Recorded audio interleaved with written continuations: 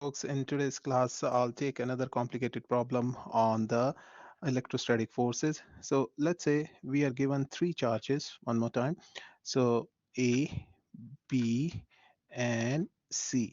These are the three charges given to me, and the charge A is 2.10 times 10 raised to the power negative 6 coulomb, and charge B is 1.50 times 10 raised to the power negative 6 coulomb, and the charge C is 1.8 times 10 raised to the power negative 6 coulomb. So these are the three charges given to me, and the distance is also provided to me. The distance between the charge B and C is 3.00 times 10 raised to power negative 2 meter, and the distance between A and B is given to me, that is equal to 2.00 times 10 raised to the power negative 2 meter. So this is the information given to me, and I want to find the net electrostatic force on charge C. And just wanted to tell you, charge A is a negative charge and charge B is a positive charge. Charge C is also a positive charge. Now, as I said, I wanted to find the net electrostatic force on charge C. So first of all, I'll try and find out, because of the B, C will move in which direction, and because of A, C will move in which direction. So first of all, because of B, C will move in the downward direction. So the vector will look like this. This is the direction in which C will go. So something downwards. And because of A, C will try and move somewhere towards A, because A is a negative charge. So it will be attracted towards the A. So I'm going to show a vector like this. So this is the vector representation of my forces. So now I wanted to find the F A on C and F B on C. So these are the two forces which I wanted to find out. So FA on C, A on C, again I'll write down the same basic formula, KQ1 Q2 divided by R square. Now I will put the value of K, 9.00 times 10 raised to the power 9. Q1 value will be this given to me. Again, I won't use the negative or positive signs because I'm trying to find out only the magnitude. So if you wanted to represent the magnitude, you can represent it like this also. And Q1 value is 2.10 times 10 raised to the power negative 6 multiplied by 1.8 times 10 raised to the power negative 6 divided by r square. This distance is not given to me, the distance between A and C. I can create a right angle triangle and can find the distance. So if this distance is given to me 2.0 times 10 to the negative 2, this distance is given to me as 3.00 times 10 to the power of negative 2. I can easily sort out this distance by applying the Pythagorean theorem. And I will write down, let's say this is RAC. RAC, that's what I'm going to write it. So RAC square is equal to 3.00 times 10 raised to power negative 2 square, and plus 2.00 times 10 raised to the power negative 2 square, and then this is going to go on the other side. That's going to become square root. So our AC value will be square root of 3.00 times 10 to the negative 2 square plus 2.00 times 10 to the negative 2 square, and that's going to give you the final value, and the final value will come across as 3.61 times 10 raised to power negative 2 meters. So we have the RAC value now with us. Now I will put that value down here. So 3.61 times 10 raised to the power negative 2, and then I will square this number.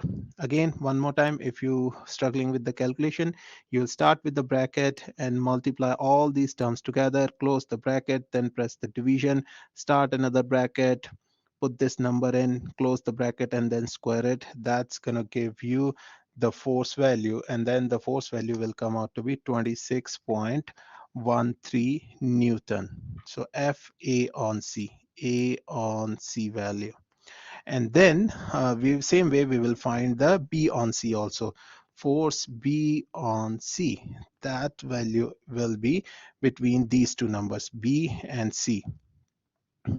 So 9.00 times 10 raised to the power 9, multiply it with, so B value was, if I go back, 1.5 times 10 to the negative 6, and C value is this one.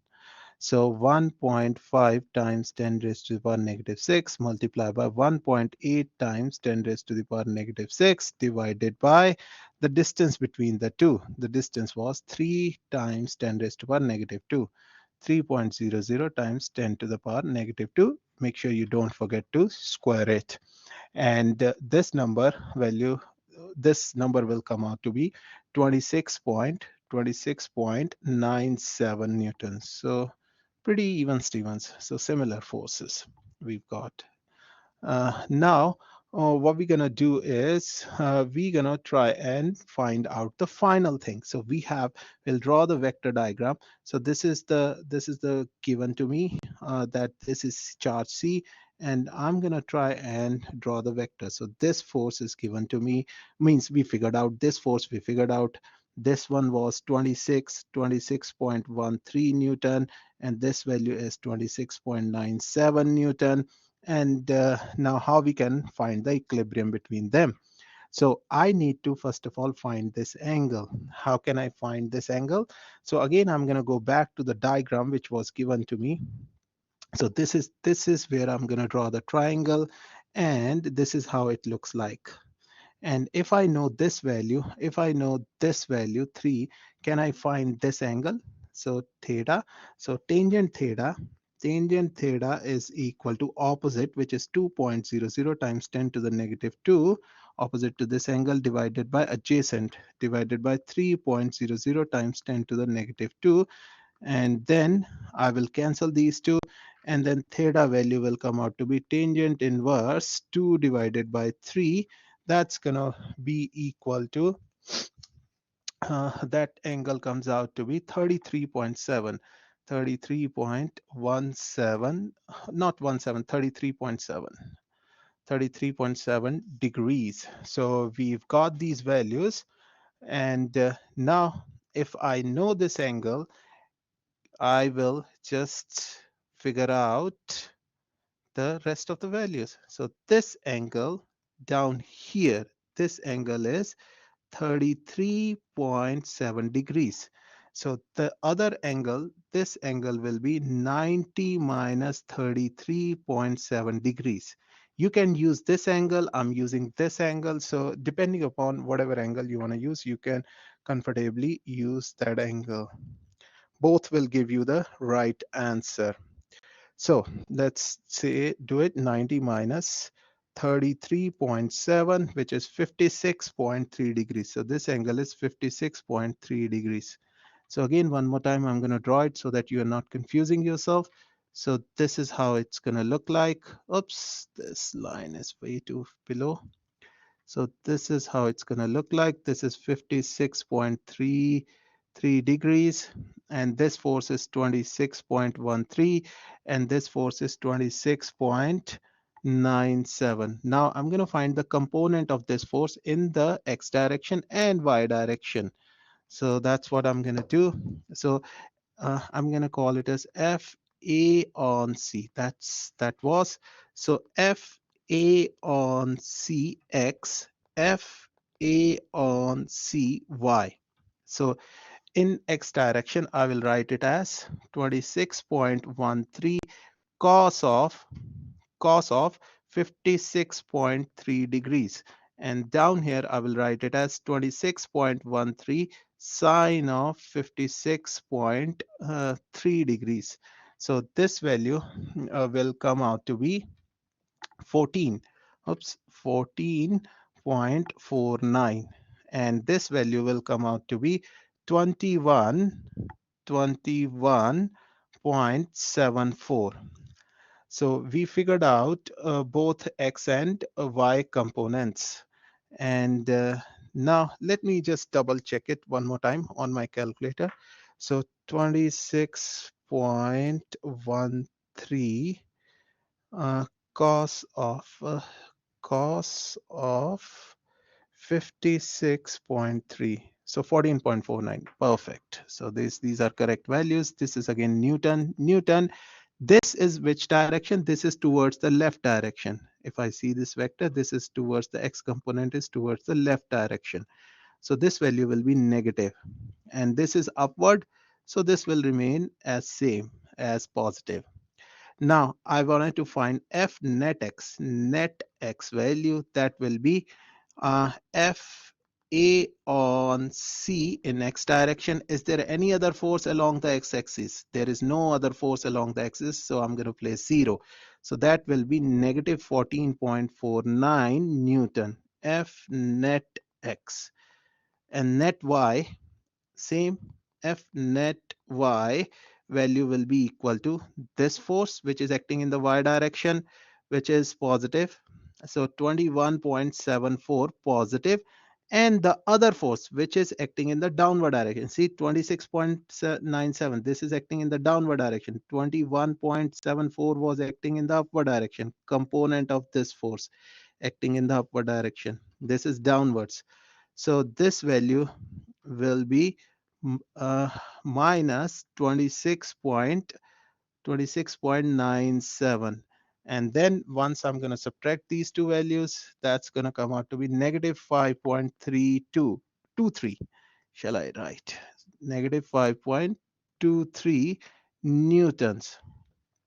Now we got these two values, and then we're going to try and find out F net. F net resultant. So one is negative, so I'm going to draw it in the downward direction. This y component is negative, and then this is negative x component, so this will be in this direction. So now I will find the resultant value. So resultant value will be somewhere in this direction. So I'll replace this vector down here. This was 5.23, and this vector was 14.49, and this is the angle theta. So this I'll mark it as 5.23. So square root of, again, Pythagorean theorem, 5.23. You don't need to worry about the negative because negative square is a positive number. So even if what I'm saying is, even if I place the negative, it will give me a positive number. So angle we can find later on. So 14.49 square, same goes with this. Even if I use the negative, it's going to give me a positive number.